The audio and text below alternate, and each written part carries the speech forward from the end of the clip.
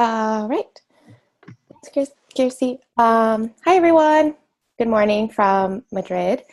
So today we're going to be talking about copywriting and content strategy and the 5 steps to revamp your content strategy for your travel business. And if you don't have a content strategy, we're going to be going over a few ideas for creating one if you don't have it implemented. Oh. Let me see if I can actually change my screen. We're with you.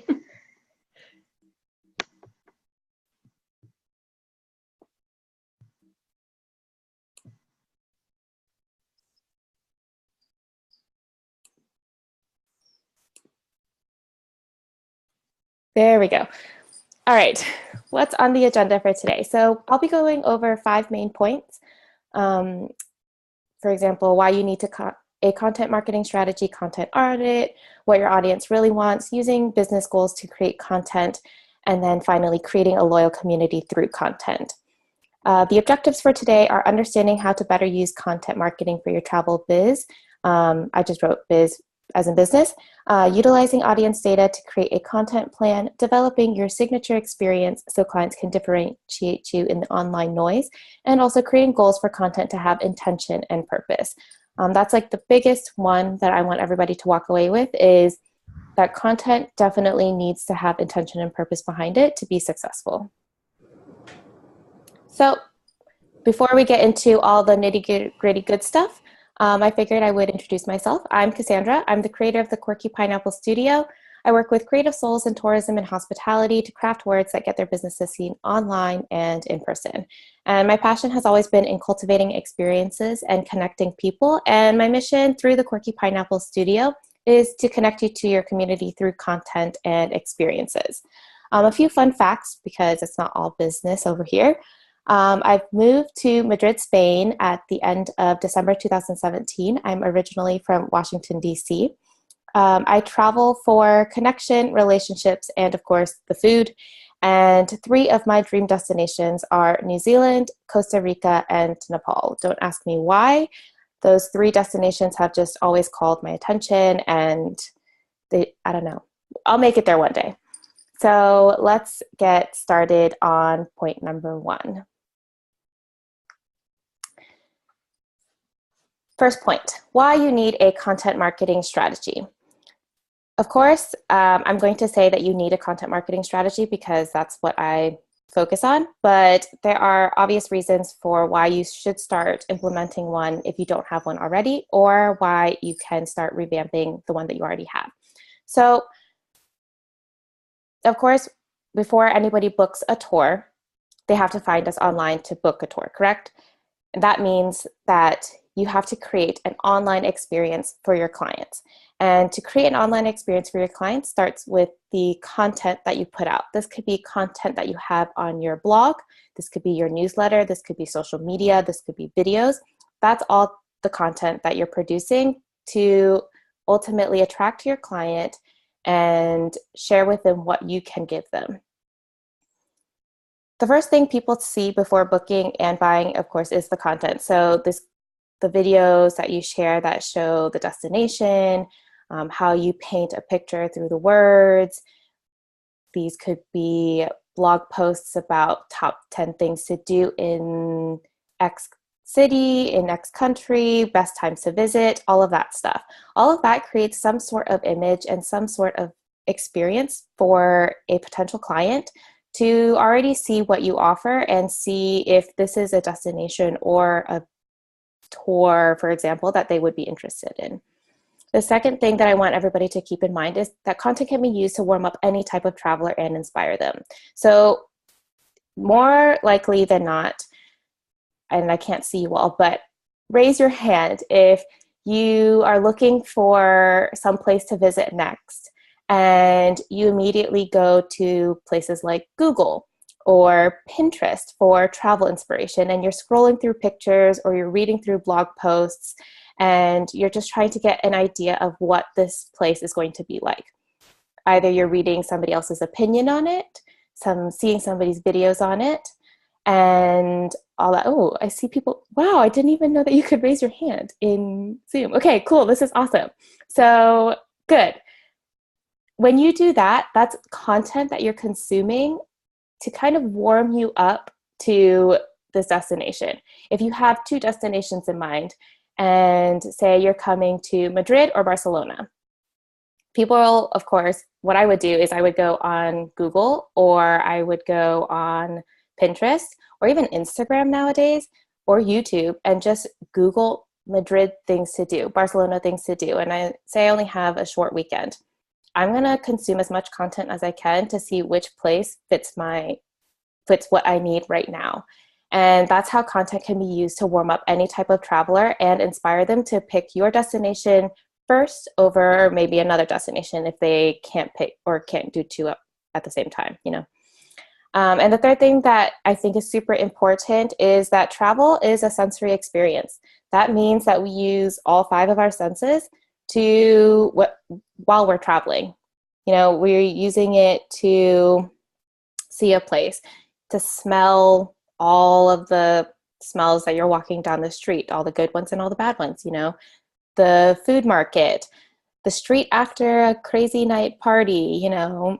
I'm sure those are very potent smells that we can all think of and that all bring some sort of experience to us.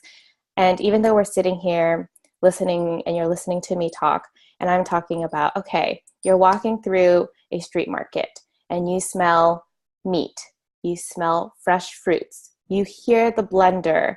Those are all things that give you some sort of idea of what this travel destination is going to be like. And when we share that through content, maybe not the smells part, but when we share that through content, people can imagine themselves walking through those same streets, imagining themselves in that street market, picking up that orange juice that's freshly squeezed, or browsing through all of the freshly cut meats.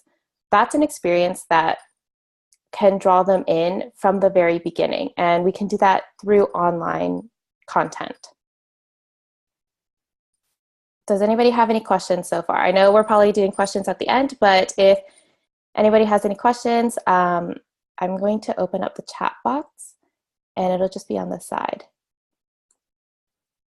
All right, continuing on. So, going into the content audit time and how to know if it's time for a refresh or a revamp. It's time to know if you need a refresh or a revamp if you realize that your content doesn't receive any engagement or very, very low engagement. Number two, if you considered actually buying your followers and engagement, please do not buy your followers and engagement. Please. That's like the biggest thing. If you leave this webinar with no other useful information, please take this one. Please do not buy followers and engagement. I always say it's better to have higher engagement than higher followers because this actually shows that somebody's interested in what you're saying. And the third thing to know if it's time for a refresh is if your content isn't keeping up with new trends in travel. So how do you know when all of these things are happening? Okay, now I'm going to close that chat box. It's good to keep track of your data. So I've listed out resources in this left-hand corner, and some of the things that I use to keep track of my data and other clients' data are, of course, Google Analytics, surveys. I question my community a lot and ask them about what they want and their feedback. Using ideal client interviews, and then also any analytics from social media. So that means I personally use Facebook a lot, Instagram, and LinkedIn. And I'm always checking and keeping records of my social media data at least every month. And I make a little spreadsheet through Google Doc.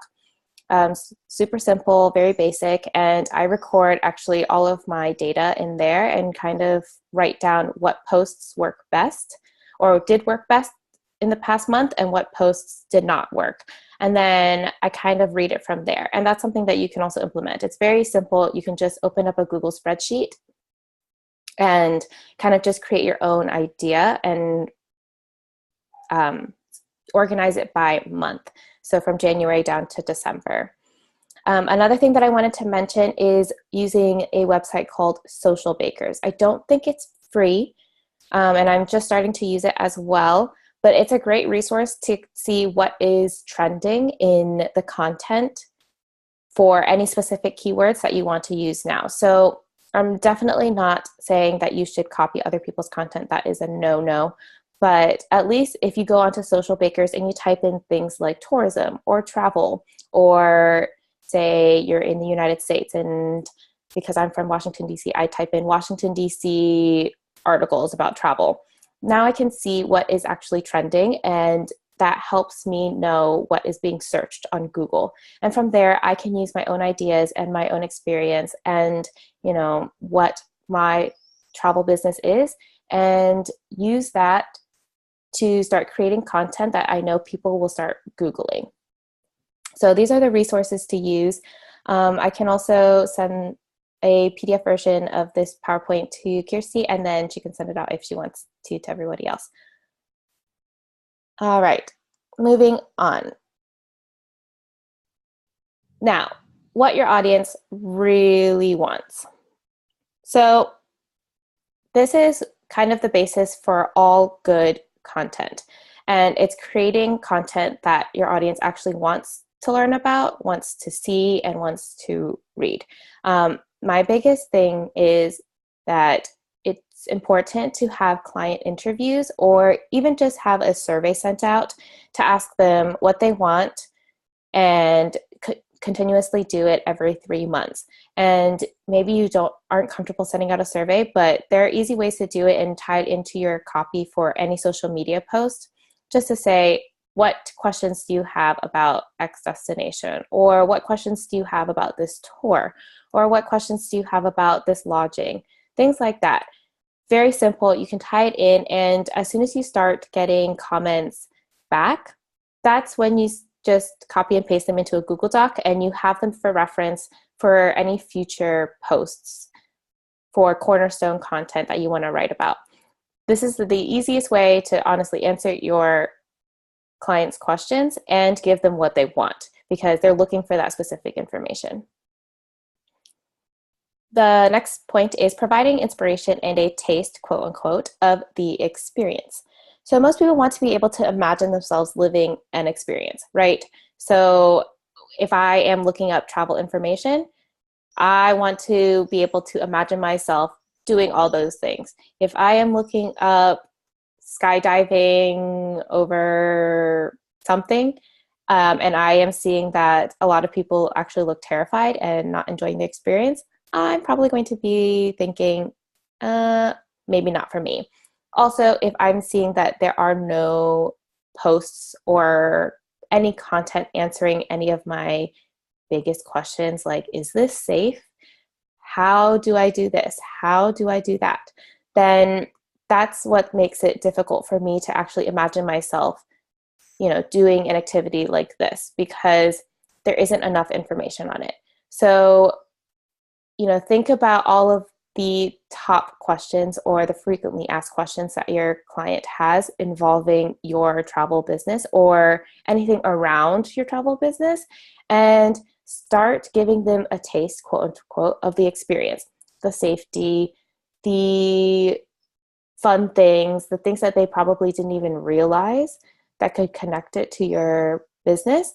Start branching out and providing them some sort of inspiration through the content. That could be small snippets of photos, or just a short social media caption. Or if you want to go all out, a video is always best, because I think that really, really shows a type of experience that a traveler can have in a specific travel destination. And the last one is, each piece of content needs to have a purpose and intention behind it to create results. When working with people, I think we get confused very easily. So that means if you have more than one goal behind each piece of content, most people are going to get confused. I would get confused, because if I'm writing a piece of content and I am trying to put too many things in one, that means I don't really know what I want to focus on. And when a reader is reading it or viewing it or whatever, they're going to get confused because they don't know what to focus on. So my biggest thing is always to focus on one thing, and that is one thing that you want your audience to learn from in your content. This could be your pricing. This could be what types of tours you offer. This could be the different tiers of experiences, or this could be, safety lessons and all of that. Focus on one, because that is what makes it easy to consume and also easy to remember and easier for you to write, because, I don't want you to be overwhelmed when creating content or even revamping your content, because we are trying to streamline things and make it easier and more enjoyable to actually content strategize and create content. All right, moving on. The next point, using business goals to create content. So like I said before, each piece of content needs to have one purpose or one intention. And the best way to do that is to use your business goals. One thing that I always tell my clients to do is work 3 months in advance for content marketing. That means working at least in quarters. Of course, the year is 12 months, and breaking it up to quarter 1, quarter 2, quarter 3, and quarter 4, and then deciding what you want to focus on in those 3 months in each quarter. I think it's super important to also, when working in 3 months, quarter, or increments, to have an editorial calendar. Raise your hand if you do have an editorial calendar for your travel business. I'll just wait and see if there are any people who say yes. An editorial calendar can be something super simple, or it could be a little bit more complicated. It just is a way for you to plan and schedule out what type of posts you want to share, and you know exactly when you have it or when you're going to post it, what time, how many times a month, and it also lists out your ideas for what you've got for the next few months. I saw one person raise their hand. Does that mean the rest of you don't have an editorial calendar? Okay, if you don't have an editorial calendar, that's okay. There are lots of freebies online that you can download, but if you don't want to download one, all you have to do is go into Google Docs and just create one from your Google Sheet. To simplify and create an editorial calendar, the biggest questions that I would want you to answer first are, how many times do you plan on posting a month? This could be for your cornerstone content, so like your blog post or your newsletter or your YouTube channel, anything that you use mainly to share your content. How many times a month do you plan on posting? Then, what do you plan on posting? And you can just brainstorm ideas and just plop them in there. And then think about, are you following a specific theme? For example, are you going to be talking about the destination one day and then talk about, your business and what you do the next time, and then maybe answer a question from the audience the next time? Think about themes that you can follow to make it easier for you to plan out your content. And it's best to work, again, in 3-month chunks, because I think that's easiest. And if you look too far in advance, then you won't have time to at least add in any special promos, last minute promos or offers or deals or things like that. Another thing to continue is defining your business goals in the beginning of the year. So that means thinking about types of promotions and offers you want to have.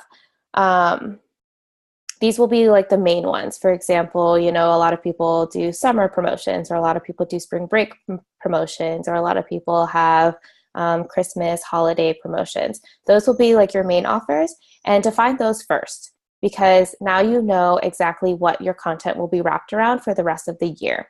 And that doesn't mean that you won't have time to offer in, a quick not freebie, but a quick discount when you feel like it, because it's your business. But at least I always say define the big main offers first, and then you can sprinkle in the other offers and last minute stuff afterwards. But you always want your content to be wrapped around main points. And these would be, your bigger ticket items for your travel business, if that be tours or, for lodging or anything like that. The next thing that I want to talk about is when and where your content will be most important. So which platform is most important and draws more eyes? This could be your blog again, your newsletter, Instagram, Facebook, YouTube, a podcast even. Where are more of your people hanging out? And where can you get more people to consume your content? My recommendation is always to have an email newsletter. And I'm sure you've heard this before, that an email newsletter is the best way to do it because you are actually the owner of their information, and you're not, relying on social media to share and get your content out there, because most of the time people will skip over certain pieces of content, or they won't see certain pieces of content. At least if you know that you have an email newsletter, it's going straight into their email inbox. If they open it and read it, that's a different story, but at least it's going directly to them, besides relying on algorithms or anything like that to have your content shared and consumed by your audience. And the next thing I wanted to talk about is the content consistency and community. So we talked about the business goals, right? And implementing an editorial calendar, and also defining the biggest and main promotions and offers that you are going to wrap your content around.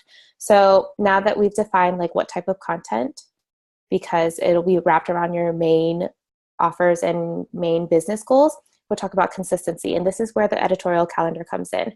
And this is when you decide how often you want to post, when you want to post. That means what day, what time. How often could be 2 times a week, 1 time a week, once a month. Decide on that. And then the next thing is the community. So when you start creating good content, and that means back to the last slide, which is what your audience wants. Content that people actually care about and want to learn. And these are questions that people are already asking you. You're just taking it and expanding on it. Then the consistency part, the editorial calendar part, being, having a routine for yourself to create, to share, and to, post on social media and market. And then the community comes later, because now that you're sharing content, good content that they're already asking for, and you're staying consistent, so, people are getting used to seeing you post at this time, on this day, every month, the community starts to come in. And when you have more of a community, that means you have more sales, right? This is my little formula for content strategy, and it is content times strategy. So that is giving your audience what they want, plus consistency times the plan. So that is when you're posting, how often you're posting, and the plan. So that is using the editorial calendar and, what we talked about, having it 3 months in advance, and your business goals, divided by the value. And the value is, giving your own opinion and explanation on things, and your own ideas and specific stuff that your audience actually wants. And that big formula will equal community. And of course, we want more community in our travel business, because that means we have more sales and we have more people who are interested and can be potential leads. Does anybody have, I know we're doing questions at the end, so drop your questions in the chat box. If I'm going too fast or too slow, I don't know how to know that, but I hope everybody's keeping up okay. All right, the last point for today is creating a loyal community through content. This is kind of what my biggest thing is, specifically for the Quirky Pineapple Studio, and I think it's super important, is content should not just be created for the sake of creating content, because like we said in one of the slides before, all of your content should have a specific goal, purpose, intention. And if you're creating content just to create content, your content is not doing the work it needs to be doing. So through the Quirky Pineapple Studio, one thing that I always focus on and that I want everybody to leave with here is that your content should create a loyal community. And when I talk about that, I'm talking about sharing and giving your clients and your audience what they want. And we already reviewed this, but this could be, the experiences. If they're adventure travelers, if they're luxury travelers, if they're here to learn about the culture and, get into the culture and learn about that, if they want to travel for language, certain things, who are your clients? Who are they? What type of travel do they want? And also tying it back to the very, very first point is using your Google Analytics and data and even your social media data to see what they're mostly interested in. Maybe they didn't give it a like, but at least on like certain social media platforms, you can see what made the most impressions. And that means that more people saw it. Probably because the algorithm put it there, but the algorithm put it there for a reason, because you wrote a specific keyword and all of that stuff. And then also in Google Analytics, you can see how long somebody stays on your page and what they click through towards, combining all of that and sitting down and really, really brainstorming what type of experience your clients want online. And that's all of the information that they're already looking for. The next point is content for travel is gold. If you are having problems creating or coming up with content for your travel business, there is so much. Remember, we talked about travel being a sensory experience. So play off of the 5 experiences. Get creative with what you want to share. Play with the senses, with sight, hearing, taste, touch, and the other one, I forgot. This is bad. I should have wrote this down. But play with the senses. Focus on maybe a type of content each day that touches on or heightens a specific sense when a traveler is experiencing a destination. And then creating the online experience, which is the content that you provide for travel. There is so much that you can do for travel content, and you can just see it through YouTube videos now and through Instagram posts and through Facebook. You can share inspiration and motivation for people just to travel. That already is content. You just have to sit down and kind of brainstorm a little bit. And I guess the easiest way to do it, if you are having trouble to brainstorm and come up with ideas, is to start with the senses first, because travel, again, is sensory. And when we travel, we experience different things. Of course, everybody experiences it differently, but think about how you would experience a destination through the 5 senses. That is already 5 pieces of content, because you can break it down into the 5 senses. And the last point is inviting clients to join you on the adventure. So when I say inviting, I really mean selling your services for your travel business. And inviting just sounds nicer, because I know people don't like the word selling, and selling also comes off very strong. So what does it mean when I say inviting clients? This is, of course, selling to them and asking them to join the fun. And, just because you've already warmed them up with the specific content, each content also needs to have a call to action. So this could be a call to action to join your newsletter, a call to action to click here to learn more about the upcoming tour, a call to action to learn more about the lodging. Have a call to action to invite, quote unquote, I'm doing air quotes here, but you can't see me, invite your clients in to join you on the adventure of experiencing your travel business, right? That is when people start thinking, oh, you're right, I could come. And they're extending me an invitation. Why would I turn it down? But don't do it and I'm afraid to say this, but don't do it so harshly where it's like a hard sell. It's, you've gotten to know your clients, you've shared them great information, and this is just a way to invite them in to experience something with you.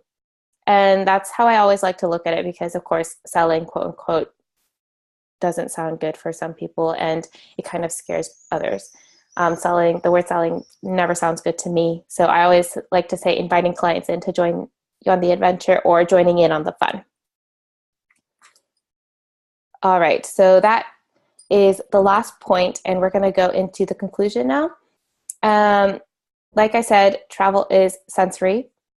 Using that to your advantage. And I already talked about it in the last slide, but there's a lot you can do with content if you focus on that sensory experience.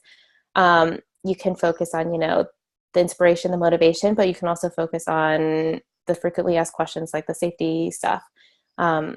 Using all of that to your advantage to consistently push out content. The next point is online experience is to build trust and excitement. So I always think each piece of content, of course, should have an intention, purpose, and goal behind it, but it should also inspire, motivate, and just entertain in general.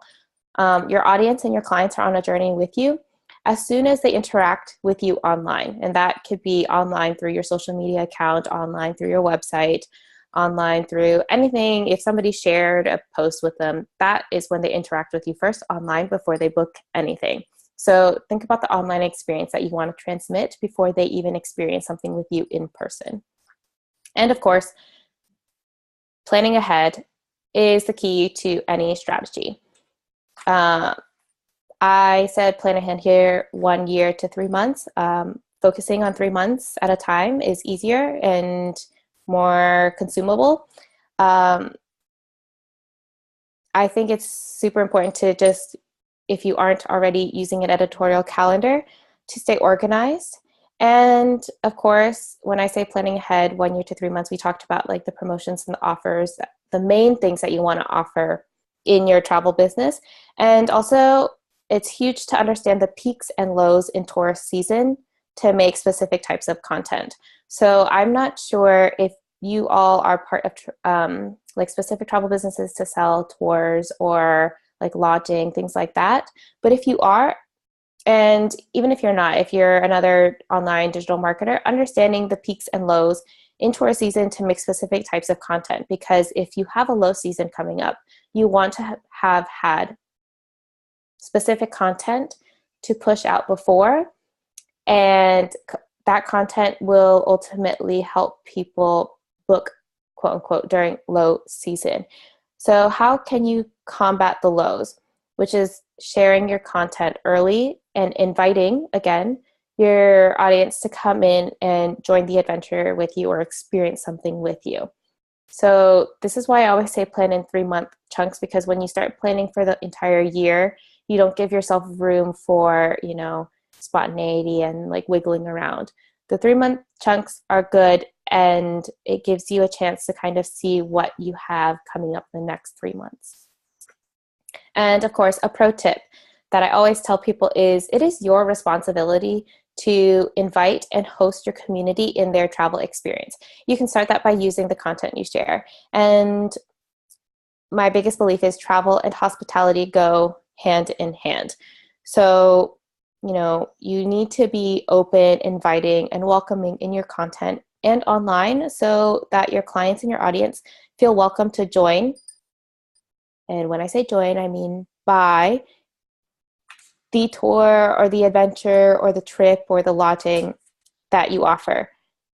You are welcoming them by giving them great value in content first so that they feel welcome and excited to book with you. And that's the biggest goal, right? For you to have more bookings, more sales with a larger community. So that's the biggest pro tip. And we've kind of wrapped it up from there. I hope that wasn't too fast, but I can also answer any of your questions now. Great. Thank you so much, Cassandra. So we'll be taking questions now.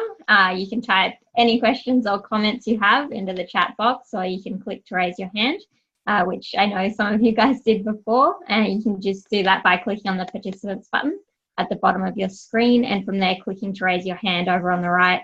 I can then unmute you and you can ask Cassandra your questions. I know we didn't have really any questions before, but we have already had quite a few thank yous. So that's always really good to see. Louisa said, thank you, Cassandra, for going into depth for how to find out what our clients want. Super helpful. Yay. I'm trying to find a question. I'm like scrolling down. Yeah, thanks, Louisa. So, okay, it looks like we don't have any questions of that at this point. Just thank yous. Lots of thank yous and no questions. Really, guys? Come on. Okay, Louisa says, following on IG with my connecting over coffee. Very nice. Okay, so Alex Malone says, I just started a new platform all around remote working and taking that freedom to travel. Where do I start? Probably with the 3 months calendar, and then what? Oh, okay. So this, I think probably with the 3-month calendar is the best, but remember I don't remember which, I wish I numbered my slides and I have it in my notes, but in the 4th slide, we talked about business goals and using your business goals to create content.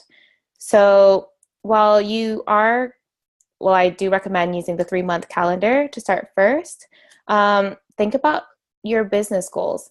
You know, what are your business goals for the next 3 to 6 months? And using those to start creating content. Does that make sense? I can't tell you exactly what type of content to create, unfortunately, but I would start with, you know, the frequently asked questions. You are doing remote working and taking that freedom to travel. So what type of remote working? Are you providing lodging for people, or are you just providing, you know, one of those things like remote year where people travel around in different spaces? Maybe start with things like that. And if you don't know what people would ask, maybe try describing your business idea to a friend or an acquaintance or even family, and ask them what questions they would have for you to start creating that type of content. I hope that helps. Okay, thanks, Cassandra. So we've had quite a few more questions now. Okay. So Louisa has asked, how do you invite someone to purchase your handmade travel inspiration products? Ooh, so I love, in general, travel inspiration products, and products are super, well, I won't say super quote unquote easy to market, but one thing that I've always noticed is that people love products if they can see themselves using the product. So that means in a lifestyle setting. This could mean using photos of how your product would be seen in their life. If it's like a physical thing, like an ornament or something that they can put in their home, how would you style it in their home? And then if it's something else like, I don't know, like a picture, where can you hang it in your home? Things like that. And then inviting someone to purchase a handmade travel inspiration product, maybe asking them a simple question, or let's see how I can phrase this in a way that makes sense. Asking them a question or taking them back to a memory that they had while traveling.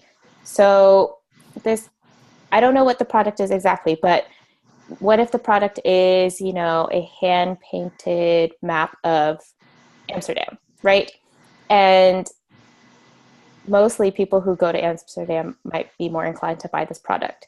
What I would do is maybe draw in on a memory that they had in Amsterdam and invite them to, you know, reimagine themselves in Amsterdam, walking through the streets and enjoying the canals and trying to avoid getting hit by a bike, things like that, that would bring back the sensory stuff that we talked about. And then at the bottom, including a link or saying, this map can bring back all of your memories when you look back at it. It's always drawing it back to their experience that they either had or want to have.